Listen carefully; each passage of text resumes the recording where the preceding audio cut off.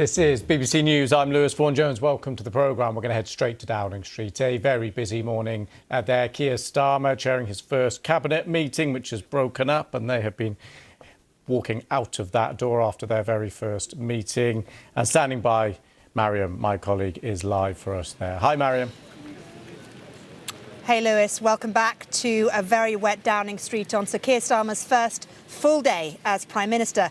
He vowed to start work immediately, and as you can see, he's already held his first meeting of his newly appointed cabinet.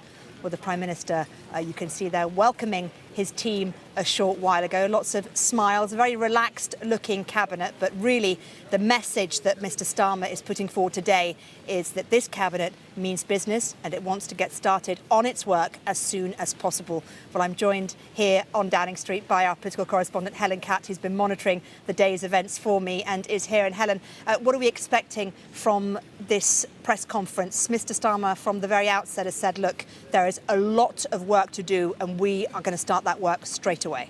Yes, and the fact that he's holding a press conference today, that is supposed to send a signal. The Number 10 source talks about this being a new style. It's all about accountability. So this is the sort of thing that you often see in the first days of a new government, is wanting to put their imprint on, look, this is how we are going to govern. And it's these sort of symbols that we're going to see them sending out. So today, that first cabinet on a Saturday morning, getting down to work. They've talked about, the big overarching message of the campaign was change from Labour.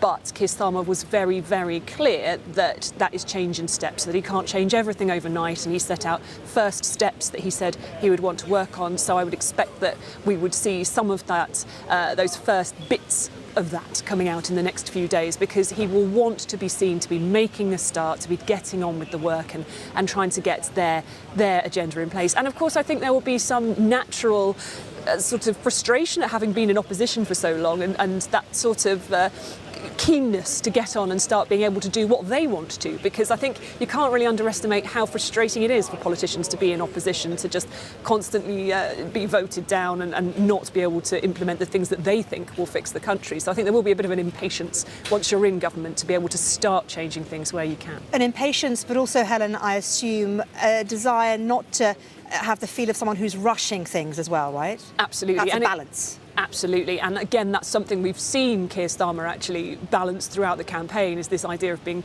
when he was talking about Labour's chances, being very cautious. So we've seen him do that in the past, and I would expect that's what we'll get more of, is this sort of tempering it a bit so it doesn't look like they're just rushing in, but also being seen to try and change things, being seen to be starting to make a difference pretty early. And I suppose one of the key points to make here is that this cabinet is made up almost entirely in the same way as the shadow cabinet. So very few levels of movement there. Lisa Nandy, I think, is one of them. But that really underlines the fact that we're going to see a steady as she goes attitude. Absolutely, and it was part of a plan that, as you said, the reason we didn't see those surprises is because Keir Starmer and his team have been preparing for this for a long time. They brought in Sue Gray as his chief of staff, a former very senior civil servant who knows how government works. He has been preparing to be in government. That's why those shadow ministers have gone almost exactly into the roles that they shadow, to try and get that sort of continuity between opposition and government. But, and it is a really big but, opposition and government, they are different things, and really you only get access. While they will have had talks with the civil service in the run-up to this, what are known as access talks, and they will know what they want to do with their agenda. Actually, once you become the government, overnight you take on a whole load of other challenges, of problems, of things that need to be done. So he's going to have to deal with all of those, the things that sort of come up and come out of nowhere, and balance them with also trying to set his agenda. And that is the challenge of government, that you don't really have an opposition so much. Absolutely, yes. Helen, thank you. Stay with us for now, Helen. And let's just take you somewhere else now as we await that press conference by the Prime Minister. The general election was a vote marked not only by a Labour landslide, but also the loss of high-profile Conservatives. Now, the former Prime Minister Liz Truss saw her majority of 26,000 overturned in south-west Norfolk. Defence Secretary Grant Shapps, who held government posts for much of the Tories' 14 years in power, lost his in Hatfield seat. And also we saw the influential backbencher Sir Jacob Rees-Mogg beaten in North East Somerset and Hanham, a seat with a majority of more than 14,000 Well, our correspondent Duncan Kennedy has been to Portsmouth, the scene of another significant political upset. In Portsmouth North, democracy is never wrong. it's all gone south for Penny Mordaunt. Once viewed by some as a potential Tory party leader, she lost her seat to Labour.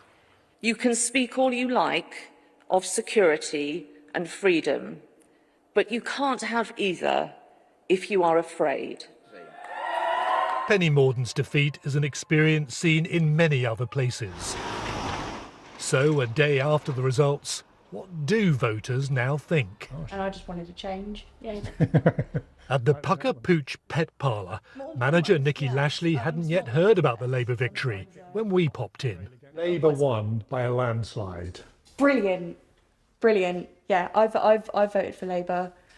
Nicky believes Labour can now lead the country to a better future. I'm just an average Joe working, and the cost of living crisis is really having its toll on everyone around me, including myself, and I want things to be changed so that it would benefit not just myself but everyone around me.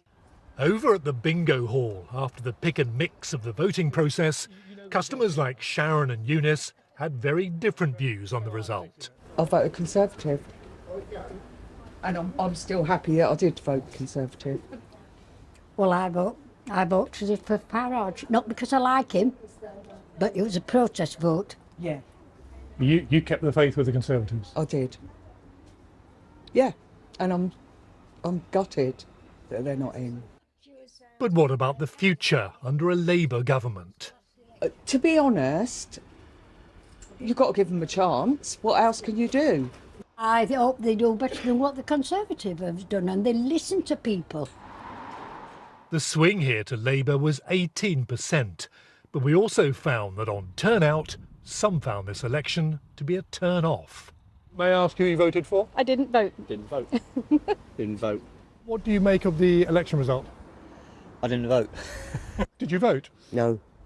This is all the Thailand and barley stuff. Lisa Walker, owner of the Sparky's Emporium, did vote. Here, amid the quirky, quaint, and quite frankly unique items for sale, I asked her about the future under Labour. Are you optimistic, neutral, pessimistic? Neutral-ish, but again, I still don't know. I can't give you the answers. We've just got to wait and see, haven't we? One constituency with many voices, all waiting and seeing, just like the rest of the country. Duncan Kennedy, BBC News, in Portsmouth North. Well, if the last general election was about the Conservatives dismantling the so-called Red Wall in the Midlands and North, this one was about Labour rebuilding it. The political map looks very different to 5 years ago, including in the West Midlands, where Labour reclaimed seats it had previously held. Our Midlands correspondent Phil Mackey reports now from Wolverhampton. At Jack's Cafe, they were slowly digesting the news. But on a momentous day, the result had left a bitter taste in the boss's mouth. I voted for Conservative. Obviously, we knew Labour was going to win, and they won. My concerns were they're going to put the minimum wage up, which is all right, but minimum wage goes up, everything else is going to go up. Over at the market, it was the best news possible for Richie, who's voted Labour ever since he moved here from Zimbabwe a quarter of a century ago. Tony Blair and all them lot, they were doing the right thing. Obviously, things didn't go the right way after all. But with these things, you have to listen to the people and try to do what is you promise, not to say one thing and then you do the other thing. Wolverhampton's typical of many towns and cities in the Midlands and the north of England, which were solidly Labour for generations. But then the Conservatives chipped away until 2019 when they demolished the so-called Red Wall. Now they've rebuilt it, perhaps only temporarily, but they'll be hoping that their foundations are strong. But turnout was low, the Conservative vote collapsed, and even those happy that Labour won weren't exactly overjoyed. Yeah, I'm pleased with the result because I voted Labour. But always something new. You don't know how it's going to go. This election proved that people are much more likely to switch allegiances than in the past. Over an afternoon pint in the Posada, Graham and Alan told me they voted Reform for the first time. A lot of people would say that the Reform vote is a protest vote and it's a one-off. I wouldn't think so, no. Why shouldn't we have a change? The Tories and the Labour promise everything, we never get it. And they're going to say tax is not going up, well, it will go up. We will be taxed. I've always voted Labour. Ever since I've been able to vote, I've voted Labour. How do you feel with a Labour government now if you always have been a Labour voter? Well, I'm not a great fan of Keir Starmer, that's for one thing. And I don't think I'm going to do anything about, which is one of the biggest things, the immigration coming in. I don't think they're going to do a lot about that. Back at Jack's, husband and wife, Rav and Jazz, were tucking into a late breakfast. She didn't vote, but in a city which has swung back and forth between the two main parties, he reluctantly chose Labour. Yes, I did. But it's not exactly because I wanted to, but I'm guessing more of majority supporters have gone along with them, which I knew that Labour will probably win more than likely. But it is what it is, we just got to see. Despite the huge majority, the mood didn't seem as optimistic as it was the last time Labour won a huge majority. All pound girls. But then the choice is never easy. Labour won all 3 Wolverhampton seats, but its vote here barely increased since the last time when the Conservatives won 2. Phil Mackey, BBC News, Wolverhampton. Well, a recount in the last undeclared seat is taking place. There was an initial count on Thursday night and a recount on Friday, but the official result of the contest in Inverness, Skye and West Rossshire remains undecided. Well, our correspondent Georgia Roberts is monitoring events for us in Dingwall and gave us this update.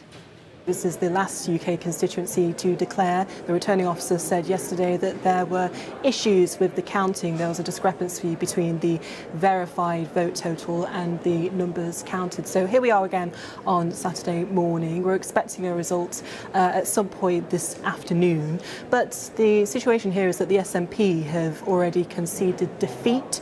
The candidate, Drew Hendry, is not at the count today. He said he had prior commitments. But this is now expected to be another Liberal Democrat gain. The local businessman is the candidate for them here, Angus MacDonald. He is down on the floor in full Highland dress. He says he's feeling optimistic, but although the Liberal Democrats are expecting to take this constituency today, it's not official until the count is done and the returning officer has declared it. And it would mean a lot for the Liberal Democrats to take this constituency once again. It's a bit personal for them here. It was formerly held by the former leader of the party, Charles Kennedy, until it was taken by the SNP in that famous landslide the party had in 2015 in that Westminster election. Of course, the mood amongst the SNP this weekend, after totalling it just 9 seats after the election in 2024, is very different. And if the Liberal Democrats take this seat, that will take them to the tally of 6 seats in Scotland,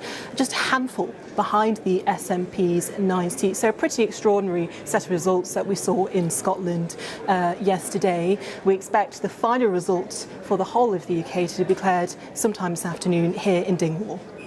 So this side. Well, welcome back to Downing Street. Have a look behind me. You can see the bunting is on its way up. That, of course, is the England match at 5 o'clock against Switzerland. A big kick-off for the England team in the quarterfinals of the Euros, and Downing Street is supporting the team, as I'm sure are many people up and down the country. Now, a new government, what does it mean? Well, it means a new way of approaching issues, and energy is one of those facing a shake-up. Our climate editor, Justin Rolat, explains Keir Starmer's plans on renewables. Growth and prosperity, that was Labour's central promise at the general election, and green energy lies right at the heart of how it plans to deliver that. Keir Starmer said he was willing to make enemies to ensure that new onshore wind turbines and solar farms are built, and built quickly. And we'll also need a web of new pylons to carry all the electricity these new facilities generate to the national grid. Keir Starmer said he was ready to take what he called the tough decisions on planning to make sure all of this happens. So we can expect ministers to begin proposing changes to the planning rules within the next few days. And we can expect something else as well. We can expect big protests in the communities affected by these new projects, because they won't just reshape Britain's energy future, they will also change how parts of this country look. That's our climate editor, Justin Rowlatt. You can see on your screen the cabinet meeting, the welcome of the new cabinet with Keir Starmer there at the centre of things. We're expecting a press conference from the Prime Minister at 1 o'clock in about 15 or so minutes' time. What is he going to talk about? What are the main issues that we're going to hear put forward? Will there be any surprises? Let's cross live now here at Downing Street to Lucy Fisher, who's the Whitehall editor at the Financial Times. Lucy, good to talk to you. Thanks for braving the rain to come down here and speak to me. Are we expecting any surprises today, or are we going to expect Sir Keir Starmer just to underline what he's already said to us about the job that needs to be done? Well, it's quite unusual in some ways that he is holding a press conference on his first full day in office, but I think certainly it's a chance for him, an opportunity to try and underline, the fact that he wants to hit the ground running, perhaps again stress those lines that we heard him make in his first speech outside this lacquer black door just yesterday. It could be that he's trying to drop some policy today. We'll have to wait and see. We know that in the first few days he wants to get going with some supply side reforms on the planning front, reimpose targets for house building, talk about rewriting the national planning framework so that it is favourable towards development. There's a presumption in favour of people being able to build, because making it cheaper and quicker to build infrastructure is a key part of driving that core mission for economic growth that's at the heart of his programme for government. And of course, because he's promised to wait 10 weeks for a proper scored budget that Rachel Reeves will deliver, that won't come, we think, until October. This is one of the few things he can get going with on the growth agenda before that first budget. When are we getting the detail that many people have complained was lacking in the run-up to the election? Well, I think over the weeks and months ahead, and of course with this stunning majority that he won this week and the mandate that hands him, let's see if he is in fact a little bit bolder than some of the slightly thinner parts of the manifesto suggested he would be. We've seen in the past a different cabinet being announced. This cabinet is basically the shadow cabinet. What difference do you think that's going to make to the way in which they can do business moving forward? It'll make it easier, won't it? Because many of them will have been already in touch with the office. Yeah. Will have a good idea of what their brief is all about. Well, that's absolutely right, and I think that's one reason we've seen such continuity from the shadow cabinet to the cabinet.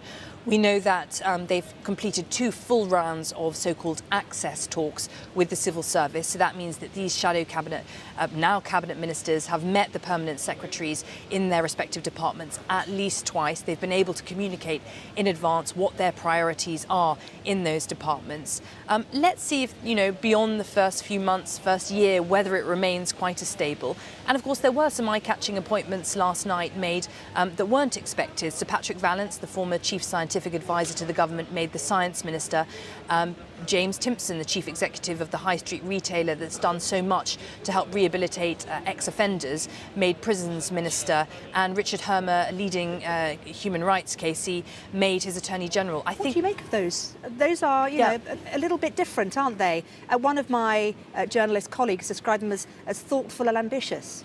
I think that's right. And, it's really a leaf out of the Gordon Brown playbook, the government of all the talents, the so-called GOATs, showing that he wants to kind of bring a broad church of people into government. And I think we may see in the weeks, days ahead, some quite striking people from the world of business appointed as czars or advisors to the government, again, making clear that, he's in listening mode, it's an open-facing government, and that he wants to sweep in talent wherever he can find it. Talk to me a little bit more about the style of Sir Keir Starmer and what we're going to get from the press conference, you think? Because the way in which he wants to be construed as Prime Minister is very different, isn't it, to anything we've seen before?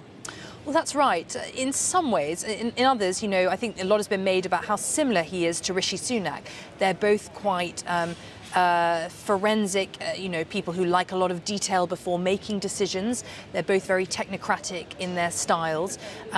Keir Starmer, not always seen as the most kind of nimble politician or campaigner, but thoughtful, likes to have the data in front of him. I think that's something we might see from his government, a stronger reliance on data, perhaps building on the data unit that Dominic Cummings first introduced here in order to help policy development and, of course, measure the outcomes of those policies as they're implemented. As you can see behind us, we've got the bunting, right? It's the England match. How much of a boost will an England win give Sir Keir, do you reckon? None at all, or? Oh, well, I think it would give a bit of boost. You know, it would be, goodwill and good feeling throughout the nation.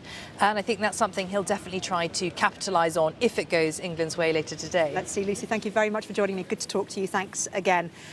Well, let's now move on and talk a little bit about the Conservatives and where they go from here. Let's talk to Jessie Norman from the Conservative Party, who is a former Minister of State for Transport. The Conservative Party has taken a majority in Hereford and South Herefordshire and held the seat. I wanted to talk to you, though, Jessie, a little bit, first of all, about the challenge facing the Conservative Party from today.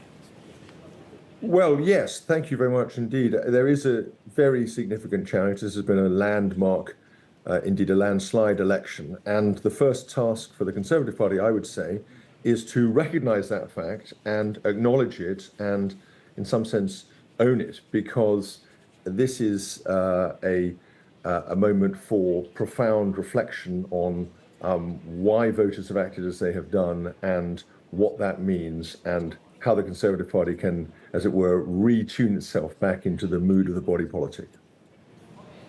And I think the central factor, isn't it, right now, is just trying to find a way with so few MPs comparatively to be the opposition that the Conservatives want to be. Well, I'm not sure about that. I think there are plenty of very high-quality MPs left in the Conservative Parliamentary Party. There'll be a process of regrouping, and I'm pleased to see that Rishi Sunak has made clear that he'll continue to lead the party while that is underway. But what that needs to have as its counterpart is this process of reflection and consideration. And in some respects, that means, thinking about what the Conservative Party has been in its history and its philosophical principles when it's been at its best. And I think it also implies a kind of critique of the way in which power has been exercised over the last few years. I think there has been much too much centralisation, much too much personal government rather than collective cabinet responsibility. And I personally think that, like all Conservatives, I think that good Conservatives, I think all institutions are wiser on the whole than individuals, and therefore collective responsibility, as we've historically exercised it, is the right way to behave. And starting with Tony Blair, but more recently with more recent Conservative prime ministers, that's been eroded. You have lots of personal decisions. That means they don't get as well considered across government. They're not as well consulted on, and frankly, they don't bring people, the elected representatives of the party, with them. And of course, those people are elected by their own constituents. And if those constituents feel they're not being heard, then they are likely to react. And you also get bad policy making, and that's the other counterpart. So both of those things, I think, will be found to have contributed significantly to the troubles that the party has had in the last few months and indeed weeks. I mean, you've said, haven't you, that this is the time for plain speaking. What does plain speaking sound like? I think plain speaking dwells on some of the points I've made. It is frank to acknowledge mistakes. It is frank to recognise styles of government that aren't working and that perhaps are hostile to our best traditions as a party. But it also, I think, is open about understanding that the major consideration, I think, in many cases, is actually not so much the growth of reform. That's the one that's caught the media's attention. As a party, it is the way in which the Conservative Party has lost the confidence of the absolute centre of the political spectrum, and the number of traditional Conservative voters who have just sat on their hands because they weren't happy with any of the options that were put in front of them, including the party they'd formerly supported. And so those are the things that we as a group and as a party and as MPs have got to reflect on, and I'm sure we will do that, and I want us to do it deeply and systematically. Should it be the centre of politics that the Conservatives need to look to now then, rather than the right? The party should always have an ear to the best interests of electors wherever they are across the political spectrum. That means listening to the concerns of reform electors, which are absolutely valid as regards the feeling of incapability in government that we've seen, the feeling of powerlessness that people have, the feeling of concern about legal and illegal immigration. But it also means thinking about the core issues of public services that we are seeing. And it's very interesting. I mean, it's all very well for the Labour Party now to swan in on the basis of, and to sweep in on the basis of this extremely unclear but very strong electoral mandate they've had. But, you know, once I think the general public realises that, for example, in Herefordshire, large chunks of the most beautiful county in England is going to get covered by pylons, and you know, that and indeed possibly Wales as well, I think you will find that that's a kind of pollution of its own that people will react very strongly against. They don't want to see England's green and pleasant land destroyed, and they don't want to see it imposed by top-down diktats from housing commissars. So there's a whole series of concerns that will come to the surface now because Labour on its side did not seek clarity and transparency of its own mandate. And I think both of those sides of the political equation are going to have to be heard from. Jesse Norman, you were a former Minister of State for Transport. Lou Hague is now the Minister of State for Transport. What do you think the challenges are for her, and what do you think of the plan that Labour have for the renationalisation of the railways? Well, I was very lucky to have had jobs in the Treasury and Foreign Office, as well as transport and business, and but transport has always been an area close to my heart. I have to say I do wonder where the money's going to come from. I mean, until COVID, our train service, although widely as it were, you know, there was a lot of kind of discussion in the media about it. You know, it did not require an enormous amount of subsidy, and the number of passenger miles had doubled over the previous 10 or 12 years. Now, whether it's really true that taking all these things back into public ownership and funding them out of heavily by subsidy out of the taxpayer's purse, when the unions in these industries are going to be demanding more on their side, I think that's going to create real problems. Again, it goes to a lack of transparency in the Labour manifesto and mandate in this area. And again, I fear the general public could get quite concerned when it realises that what this will do to taxation or indeed to train prices. Jesse Norman, it's been good to talk to you. Thanks once again for talking to us. Well, here we are, no problem at all. We're here at Downing Street. It is very wet indeed. I mean, who knew that it was July the 6th, right? It's soaking and it's quite cold as well. But listen, enough moaning from me. We're waiting for the press conference to begin.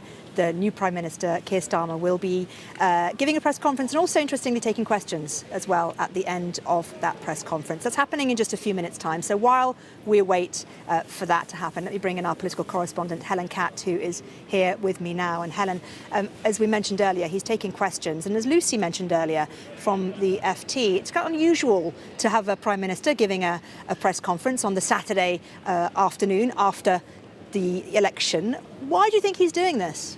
Well, this is about, these first few days in government are always about setting the tone. How are you going to govern and how are you going to do things?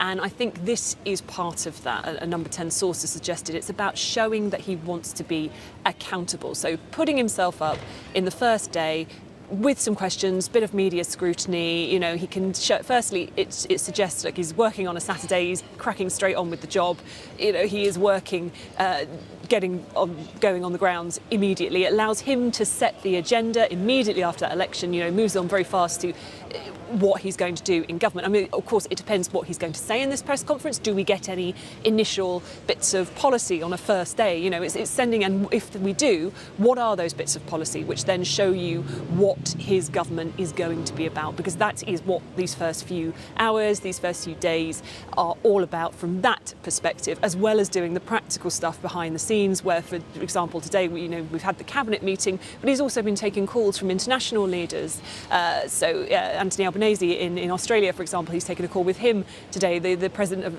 of Japan, he's also been talking to today. So there's that sort of strange mix of having to do the state stuff, the stuff that happens behind the scenes, and then also trying to really put your stamp on how the government is going to run and how it's going to be different, perhaps, from those that have come before. And that's the key thing, isn't it, is to be different, but also to give a sense of continuity as well, because that's one of the things he wants to underline, is the fact that he is steadying the ship, isn't he? He's not kind of rocking it.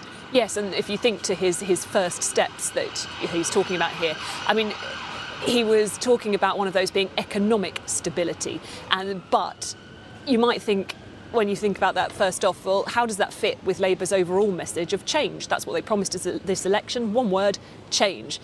And what they've been pitching is, well, stability will be change. They've been talking about that in terms of the economy, but I think that applies more widely perhaps to their view of governing, and they have been pretty clear as well that they are not expecting to come in and change everything by Sunday morning. You know, it's about putting the first things in place that will create a longer term change, changing the focus of government, changing the style of government perhaps. This is what they're talking about at this stage. We heard there from Jesse Norman, the Conservative former Minister for Transport. When I questioned him about how he feels about some of Labour's plans in terms of transport, he said, look, where's the money going to come from? And that, I think, is one of the key issues that the governing Labour Party will need to be looking at. Yeah, I mean, in the end, it's one of the main issues that any government is looking at. You can only do things and put your own agenda in place if you can find the money to pay for it. Let's just stop you there, Helen, and cross live to listen to Yesterday, the work of change began. We're a Change Labour Party, and yesterday we started the work of changing the country. And as the dust settles on Thursday's result, what is becoming clear for, I think, all to see is the mood of the nation, of the country, what is expected of us, and the mandate that we have to deliver change. It's a mandate not just to govern, although it is certainly that, but it's a mandate that has put trust in us to change the country and to deliver. And it's a mandate to do politics differently, and that change started yesterday as well. I have, as you'll have seen, appointed a cabinet. That was done yesterday afternoon and completed. Some went to the Privy Council this morning to receive their seals, which was a moment in history. We followed that with the first cabinet meeting of the Labour government of 2024. At that cabinet meeting, I had the opportunity to set out to my cabinet precisely what I expect of them in terms of standards, delivery, and the trust that the country has put in them. And yesterday I met Laurie Magnus, the independent advisor on standards, to discuss how we deliver in government. At the cabinet meeting, I also discussed mission delivery, how we would put into action the plans that we had set out in our manifesto, and that we will have mission delivery boards to drive through the change that we need, and that I will be chairing those boards to make sure that it's clear to everyone that they are my priority in government. We also talked about preparations for the King's speech, and I reminded the entire cabinet that we will be judged on actions, not on words. This afternoon, I will continue to make a number of front bench appointments. We clearly on Thursday got a mandate from all 4 nations. For the first time in 20 plus years, we have a majority in England, in Scotland and in Wales, and that is a clear mandate to govern for all 4 corners of the United Kingdom. And therefore I shall set off tomorrow to be in all 4 nations. I shall go first to Scotland, I shall then go to Northern Ireland, then to Wales, and then back to England, where I will meet the First Ministers, not just to discuss the issues and challenges of the day, of course we will do that, but also to establish a way of working across the United Kingdom that will be different and better to the way of working that we've had in recent years, and to recognise the contributions of all 4 nations. On Thursday, we also got a mandate on economic growth, the #1 mission of the Labour government. And so we discussed at Cabinet and have started the work on driving growth and to make sure that growth is everywhere across the whole country so that people are better off everywhere, wherever they live. The principle I operate to is those with skin in the game know what's best for their communities. And that does require us to be bold about pushing power and resource out of Whitehall. And therefore, when I return from the 4 nations, I shall hold a meeting of the Metro Mayors to discuss with them their part in delivering the growth that we need across the United Kingdom. That will be on Tuesday. That will include non-Labour Metro Mayors. There's no monopoly on good ideas, and I'm not a tribal politician. And the principle I operate to, whether it's mayors or other elected representatives, is that where regional leaders want to deliver for their area, then regardless of the colour of their rosette, my door is open and my government will work with them. Later on Tuesday, I shall set off to Washington for the NATO summit. I've already had a number of international calls, as you will know, and as you would have expected, to establish the relations across with other countries, to have really important discussions about Ukraine and other pressing issues. And Washington will be an opportunity for me to have further discussions with some of the leaders I've already spoken to and some that I'm due to speak to. It is, of course, an important summit on NATO.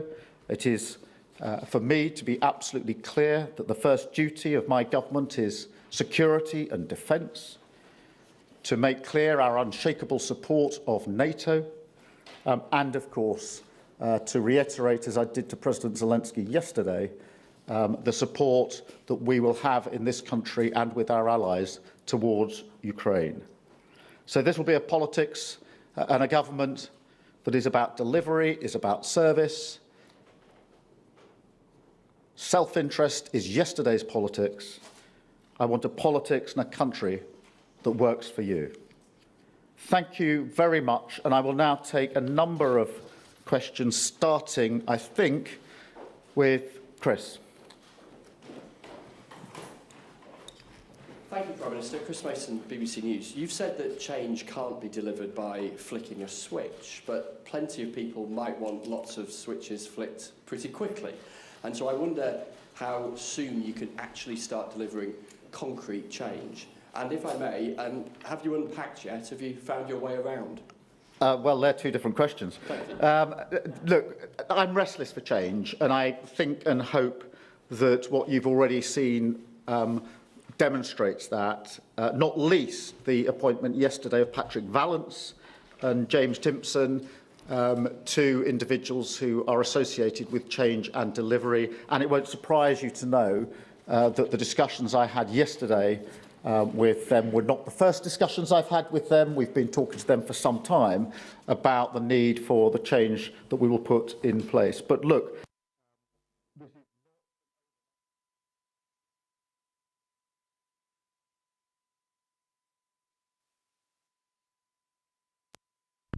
years, it is going to take time, but we've started. We've got plans in place.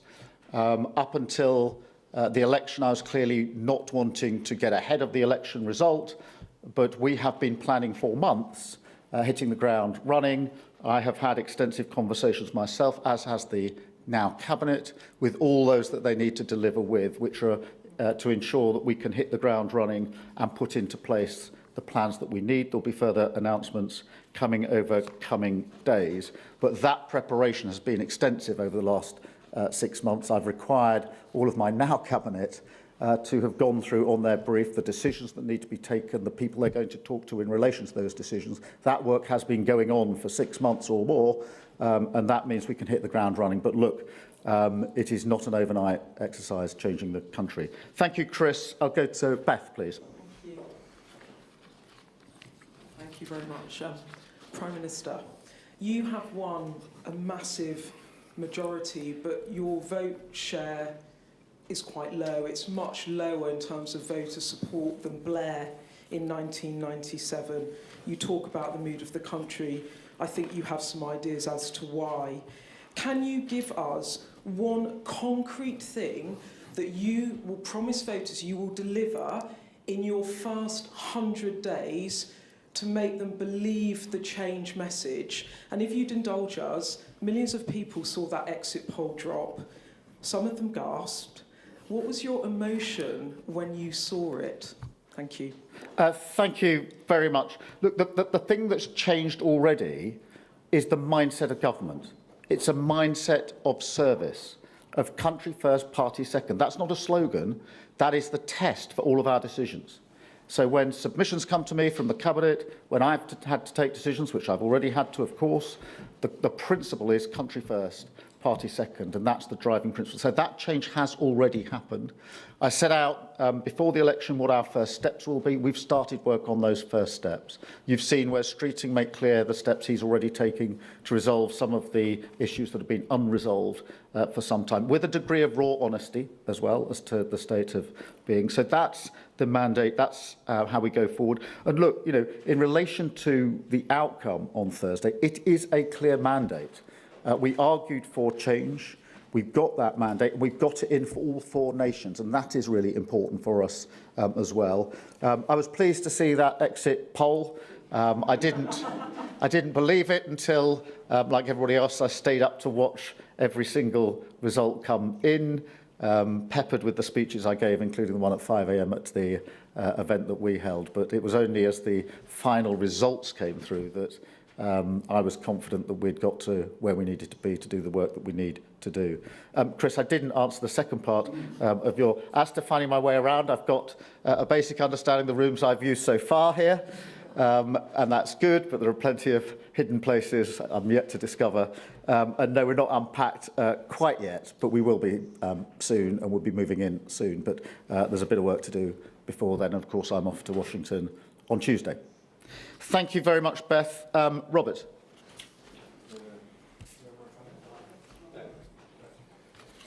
Robert Gaston, ITV.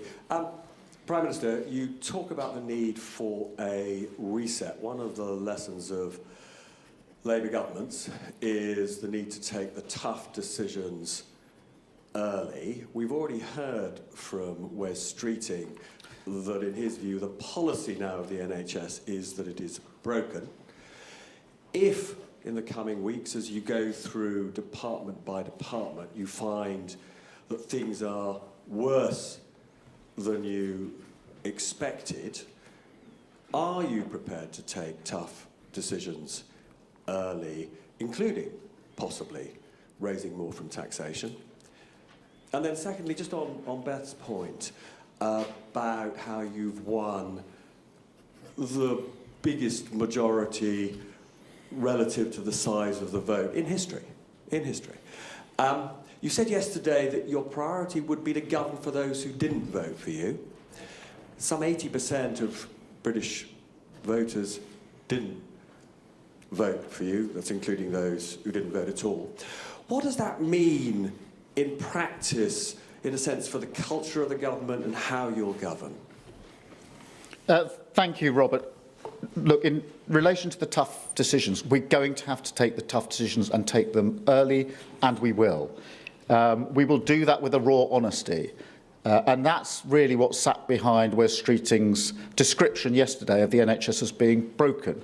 It is. Everybody who uses it and works in it knows that it is broken, and we're not going to operate under the pretence or language that doesn't express the problem as it is, because otherwise we won't be able to fix the problem as quickly as we need to. And we'll continue in that vein. There are other issues. Prisons would be an obvious example where other parts of the system are broken, and we're going to have to approach that with a raw honesty as well. And we will take the tough decisions, but that is not a sort of prelude to saying there's some tax decision that we didn't speak about before we're about to announce now. It's about the tough decisions to fix the problem and being honest about what they are. On the second part of your question, it was very important to me to say what I said on the steps yesterday about those that didn't vote for us, because we're a government of service to all people, whether they voted for us or not.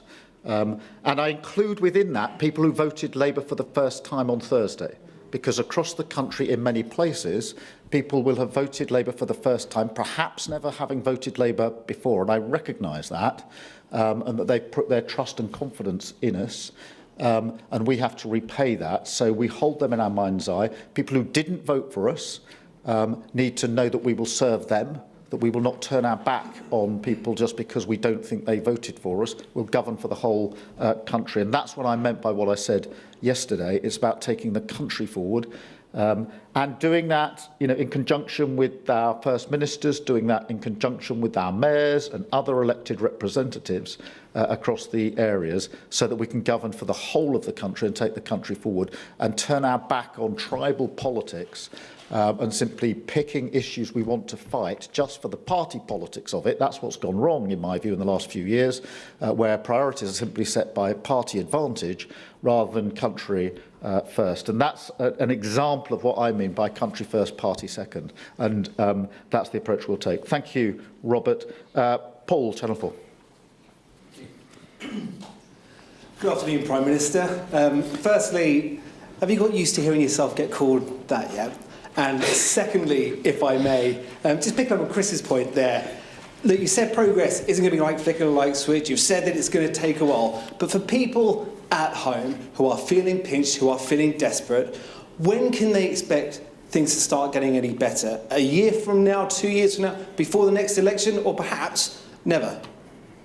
Well, look, on the first question, yes, I'm getting used to it. I'm very happy to be called Keir or Prime Minister. I do recognise, and I said this to the civil service yesterday, why for them it is important to refer to the office holder as Prime Minister, because they're serving the office. I recognised this when I was Director of Public Prosecutions, and it is actually important to them to use the title because it reinforces in them what they are doing by way of public service, and I respect that and understand that. I'm perfectly happy to be called Keir, but I do recognise why that happened. On change, the work has started. And we will deliver change as quickly as we can, and that will include change, within the early months and years of the government. It won't be a question of simply saying nothing's going to change until towards the end of the first term, but different change will be delivered at different speeds, inevitably. What I can't pretend is that we can fix everything overnight. The obvious example of that is the mess the government, or the last government, made in relation to prisons. They mismanaged the building programme. Half the money hasn't been spent. The tough decisions weren't taken on planning. We don't have the prisons we need. And I can't build a prison in 24 hours. But we can get to grips with the planning aspect of that straight away. We can push on. Half the money has not been spent, and we will do that straight away, but it'll take time. Thank you very much. Aggie from LBC.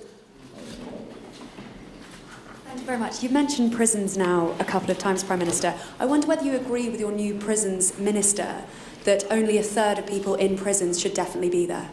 Well, look, the prison minister has huge experience here and has invested a huge amount over many years in relation to prisons, and that's why I wanted to make that appointment. We do need to be clear about the way in which we use prisons. We need to get away from the fact that for so many people come out of prison, they're back in prison relatively quickly afterwards. That is a massive problem that we have in this country that we do need to break, and that's why I was very pleased to put James into post, someone who hasn't just talked the talk, has actually walked the walk for many years in this respect, and I think I was very pleased to make that appointment, very pleased to have spoken with him about the change that we can bring about. Thank you. I'll go to Caroline. Thanks very much. Caroline Wheeler from the Sunday Times, and congratulations, Prime Minister, on your victory. It seems to be a theme here that we're talking about you want to hit the ground running.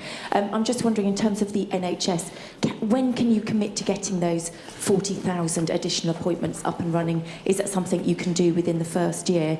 And as you head out towards NATO, how quickly do you think that you can reach 2.5% on defence spending in terms of GDP? And if I may, just something very close to my heart, will you recommit to the previous government's proposals to compensate the victims of the contaminated blood scandal, which is estimated to cost £12 billion? Let's do those in reverse order. The third answer is yes. It's very important for reasons that you know better than most in terms of your personal involvement in the campaign that led ultimately to a belated but at least better outcome. So yes is the answer to that. On the 2.5%, look, we are committed to it for all the reasons I said in the campaign. It will have to be done within our fiscal rules, and it will be done within our fiscal rules. But the strategic review will start shortly of our capabilities and an assessment of what is needed where. That we can do straight away. But the commitment to 2.5 is real, but it will be within our fiscal rules, and we will not be tempted, as the last government was, to pretend that money is there now, which isn't there. In relation to the NHS, and particularly the 40,000 extra appointments, the work on that starts straight away. And the way we will approach this is in St Thomas's Hospital just across the way and other hospitals, Leeds is an example, they have already done this of their own volition, because they were so concerned about the impact of waiting lists on their own hospitals that they set up schemes to work evenings and weekends, and we've talked through with them how they did it. We will use them around the country now, and they've agreed to this. They will go across the country to be deployed to help set up the model in other hospitals as quickly as we can. So I can't say by date X it will happen, but we've already had quite some discussions about how that will be rolled out from day one. And there will be other announcements from various members of the Cabinet in coming days about the actions that we're taking on a number of fronts. Thank you, Caroline. Toby. Prime Minister, congratulations on your victory. One of the things that many of your MPs and people who voted for you will be hoping to hear early on in your premiership is some commitment to tackle the issue of child poverty. Can you give a guarantee that you intend to get rid of the 2-child cap on child poverty as a first part of that process? What I can, I mean, the answer today is no different to the answer a week ago, you'll be pleased to know, because I said some tough things in the campaign because I meant them, and I wasn't going to do what others had done, which is to say sweet things on the way in, only to do a press conference like this 2 days later or 3 days later saying we can't do any of that. And so 2-child benefit is an example of that difficult decision. Absolutely understand how difficult it is, how important it is, and I'm not shying away from that. But you know, we intend to have economic stability. We intend to ensure that we stick to our rules, and that is why I can't make a commitment on the 2-child benefit. What I can say is this: we have, and we're already setting up the child poverty strategy, which will deliver a reduction in child poverty. I'm determined to do that. It will be a measure of what this Labour government does, just as it was a measure of the last Labour government that drove down child poverty. I don't want any child living in poverty. And so that strategy will be developed, and as soon as we're able, I'll share with you more details in relation to that. But the fact that I can't make the commitment on the 2-child benefit does not mean that we're parking the strategy on reduction of child poverty. On the contrary, it makes it all the more urgent, and we will be working on that and started on that already. Kate. Thanks, Prime Minister. Can I just go back to the question of prisons? Your Prisons Minister, James Timpson, said precisely this: we are addicted to punishment. People are in prison who should not be, i.e. they're given a prison sentence and they shouldn't be. Do you agree, yes or no? And are you going to continue with the early release of prisoners? Very quickly, Rwanda scheme, is that dead and buried? That's 3, Kate, in 1. Look, the Rwanda scheme was dead and buried before it started. It's never been a deterrent. Look at the numbers that have come over in the first 6 and a bit months of this year. They're record numbers.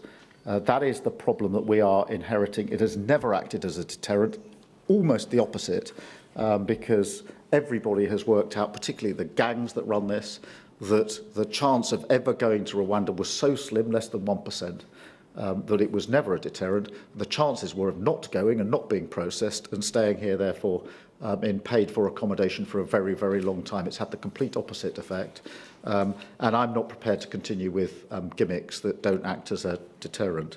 In relation to early release, look, we are, as I actually said before the election, we're going to have to deal with the problem we've got with prisons. There is no overnight solution to the problem. We've got too many prisoners, not enough prisons. That's a monumental failure of the last government. On any basic view of government, to get to a situation where you haven't got enough prison places for prisoners, doesn't matter what your political stripe, that is a failure of government. It's a failure of government to instruct the police not to arrest. This has not had enough attention in my view, but it's what happened. We will fix that, but we can't fix it overnight, and therefore it is impossible to simply say we will stop the early release of prisoners, and you wouldn't believe me if I did say it. In relation to prisons and the people that are there, look, I've sat in the back of I don't know how many criminal courts and watched people process through the system on an escalator to go into prison. And I've often reflected that many of them could have been taken out of that system earlier. if they'd had support. And that is why what we want to do with our youth hubs and on knife crime is really, really important, because I want to reduce crime. I want to ensure less people are going into crime. There is a point of intervention, I think, in the early teenage years of children, young people, I think particularly boys in my experience, where we can reach in and ensure some of them do not get on that escalator. It's difficult, it's hard work, it can be done, but if you can pull people out before they get on the escalator that ends up in imprisonment, that means that they have more productive lives and that they don't have the victims of their offences. Knife crime would be an example. It is a clear priority for me on knife crime, and we will begin that work very quickly on knife crime to reduce it. But one way, there are a number of ways that are included in that, but one way is to reach out and stop people getting into knife crime in the first place. Difficult to do, but I'm determined to do it, because otherwise you and I will all sit at the back of courts watching the same people being processed over and over and over again into our prisons, where it costs a fortune to keep them there and doesn't have the same effect on reducing crime that we could have if we intervened at an earlier stage. Thank you, Kate. Genevieve at the Sunday Telegraph. Hello, Prime Minister. Given that it is your view that the NHS is broken, are you happy with the performance of the NHS Chief Executive, Amanda Pritchard, and will you be keeping her on? This is not aimed at the Chief Executive of the NHS. It's a reflection on the failure of leadership of the last government. But it is a raw honesty about the state of the NHS, because we will not fix it if we aren't honest. It's a tough thing to hear if you work in the NHS. Obviously, my wife works in the NHS, as I may have mentioned, but it's tough because if you work in the NHS, you're putting a huge amount in difficult circumstances. It's unrelenting.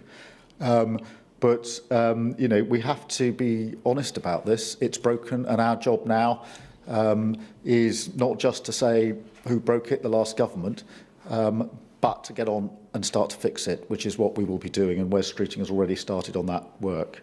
Thank you. And then Mikey Smith from the Sunday Mirror. Your cabinet has more members that went to comprehensive schools than any before, if I'm not mistaken. How important was it to you that your top team reflect the country they're going to be running? And quickly, if I may, should we expect any more peerages to be given to experts so you can bring them into your team? Just on the first question, I'm really proud of the fact that my cabinet reflects the aspiration that I believe lies at the heart of our country, that aspiration that so many people have, wherever they started from, to make a journey in life for themselves, for their families, their communities, and ultimately for their country. And I said that at the cabinet meeting this morning, that I'm proud of the fact that we have people around that cabinet table who didn't have the easiest of starts in life, but to see them sitting in the cabinet this morning was a proud moment for me and for this changed Labour Party, and a reinforcement of my belief in that aspiration, which is a value that I use to help me make decisions. It's an anchor for me. In relation to future peerages, well, look, I don't want to get ahead of myself. We are making further appointments this afternoon in relation to the front bench. But I think you can see from the appointments I made yesterday just how important they are. Patrick Balance, I think anybody who knows him knows his commitment to delivery, James as well, and of course Richard Hermer as Attorney General, who has already taken the opportunity to make clear the importance of the rule of law in the decisions that we take and the way that we operate as a government. Thank you all very much indeed. Thank you. Thank you.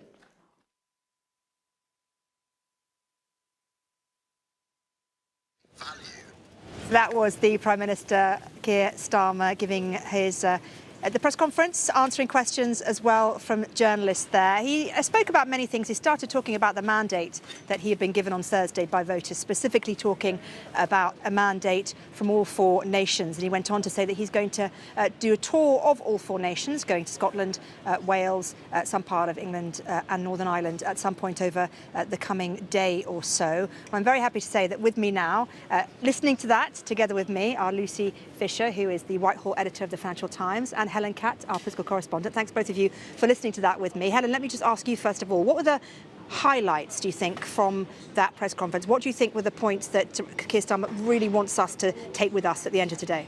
Yeah, look, this is an important moment, isn't it? This is the first time that he's given one of these press conferences, and what he clearly wanted to get across, I think, were a few things. So he talked about standards. He made a point of saying that he had already spoken to the independent standards advisor, Laurie Magnus. That is about setting the tone of this government, his message that he wants to, as he puts it, return it to public service. So he's very much chosen to reinforce that by saying that he's been in touch with the independent advisor on standards in his first 24 hours. He talked, as you said, about doing this tour of the 4 nations, that this is a government, he says, that has a mandate from all 4 nations. That's how he wants to govern. He's going to go and see them all. We actually got a little run through of his diary. He's going to Scotland, then Northern Ireland, then Wales, then England.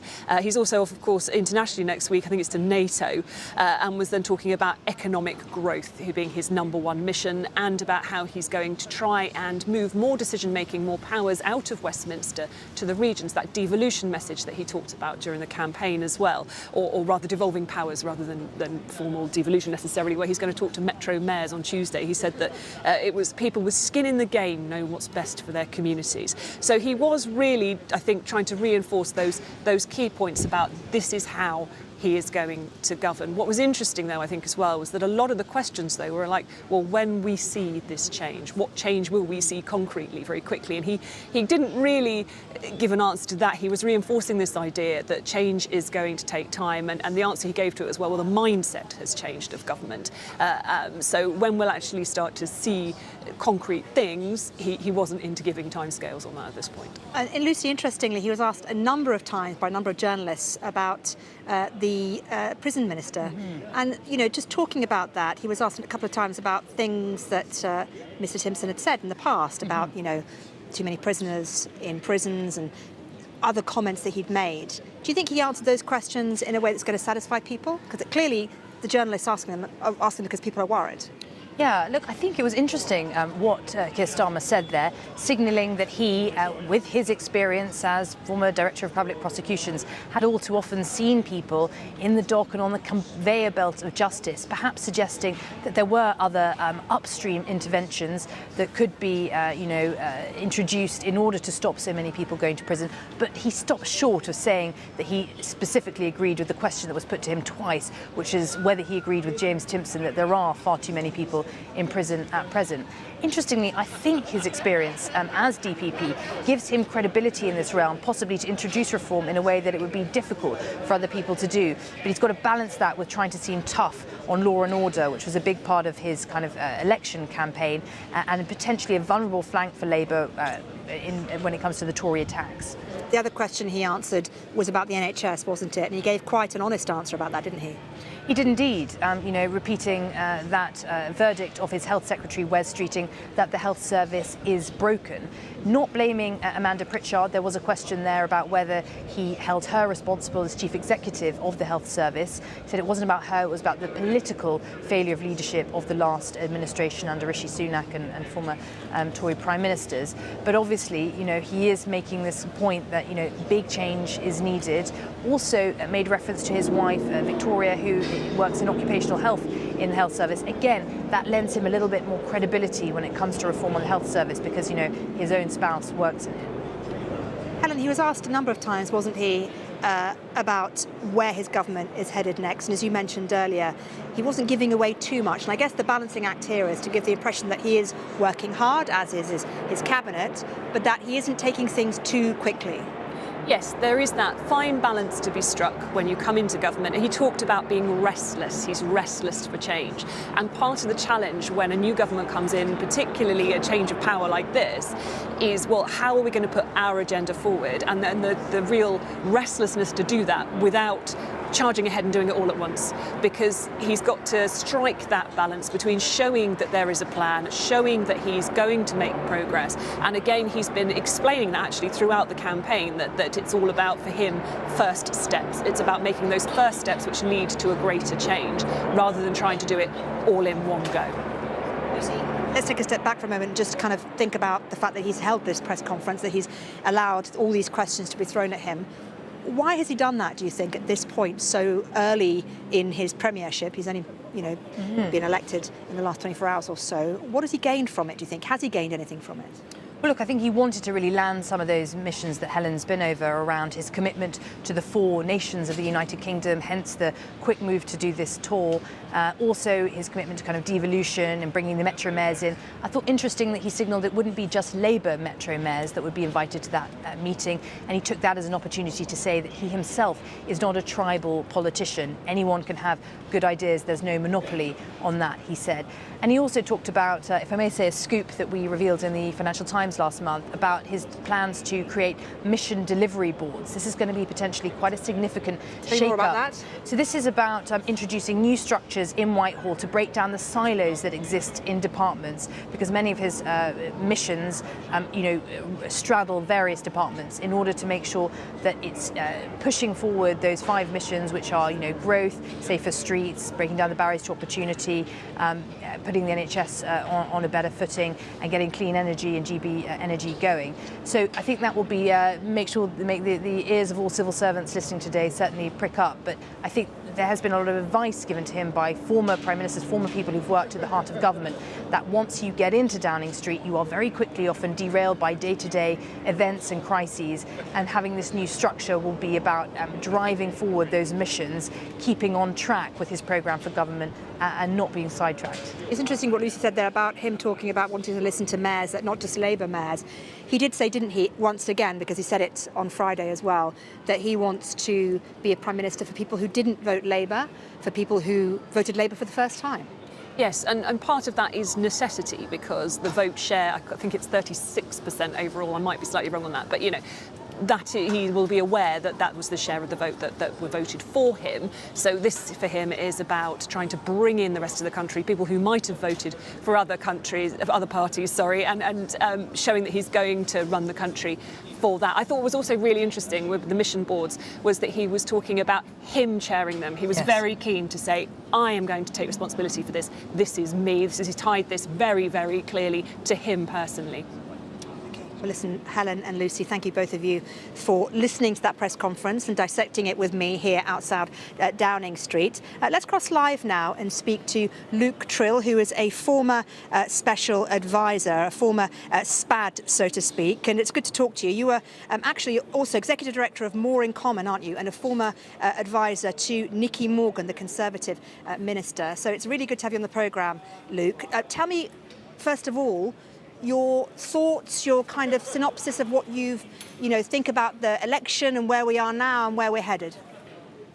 Yeah, well, I think obviously the top line story is you have that huge Labour majority, and at the other end, the Conservatives reduced to their worst election results since they've been a formal party. But I think just looking at that top line masks a lot of what is going on underneath. British politics was truly shaken up on Thursday night, and there's a way of looking at it which says basically it's split right across the board, right, left and centre. As well as those main parties doing well, you had that really significant result for the Liberal Democrats gaining over 70 seats, but also a big chunk, around 4 million votes for Reform UK, votes for the Greens, who will have their highest representation in Parliament, and also independent candidates, particularly these so-called Gaza independents who benefited from frustration amongst some in the Muslim community at Labour's position on Gaza. So it is a very different political landscape to what came before it. And I think it spells that we're going to have an even more volatile electorate going forward in the years to come. Did you listen to Keir Starmer and what he had to say? Did you hear him yesterday? What do you make of the style that he's put forward in terms of his premiership and where he wants to move, and the idea he wants to give people, or at least the message that we're working hard and we are going to steady the ship? I think what we've seen from Keir Starmer, both in that speech that he gave yesterday, but also in that press conference today, is that he gets it. He understands what his mandate was. He recognises that Labour have this big majority, but on quite a small share of the vote, and that he is going to have his work cut out to deliver on what the public want. Because if you think about it, this is the third election now where the public have demanded change with the status quo. 2016 in Brexit, 2019 with Boris Johnson's victory, and 2024. And patience, I think, is running thin, and certainly from the focus groups that we do, that it hasn't happened yet. So that idea of a government which puts service at its heart, he talks a lot about respect for ordinary people, and one of the things that we know is people often feel disrespected by politicians. So tonally it's important, but so too will be delivery on things like the NHS, the cost of living, and controlling immigration. Let's talk a little bit about the cabinet that he's chosen. He hasn't really taken many chances or risks. I suppose choosing James Timpson and Patrick Vallance, a little bit left of field. What do you make of those two being brought into the cabinet, and I guess the way that he is doing things in terms of how he feels cabinet ministers should have experience of? Well, I think we've moved on from the era of we've had enough of experts. I think it's very clear that Keir Starmer wants people in roles who really know and understand the briefs that they are managing, and that's why you saw James Timpson there. Obviously the work that he's done with ex-offenders, really significant over a long period. Patrick Vallance, not only someone who clearly knows his stuff, but has a lot of public confidence from his role in the pandemic. His new Attorney General, someone with a lot of experience there, and broadly keeping his shadow cabinet in place going into government. I think the challenge will be, can he maintain this approach, which is around kind of expertise, trying to always do the right thing, as he always says, country before party, when the reality of day-to-day politics hits? And how does he avoid descending into a kind of bland technocracy and make sure that this kind of quieter style of politics, which many, many people will welcome, is still able to have the sense that it's in control of events and can deal with the day-to-day too?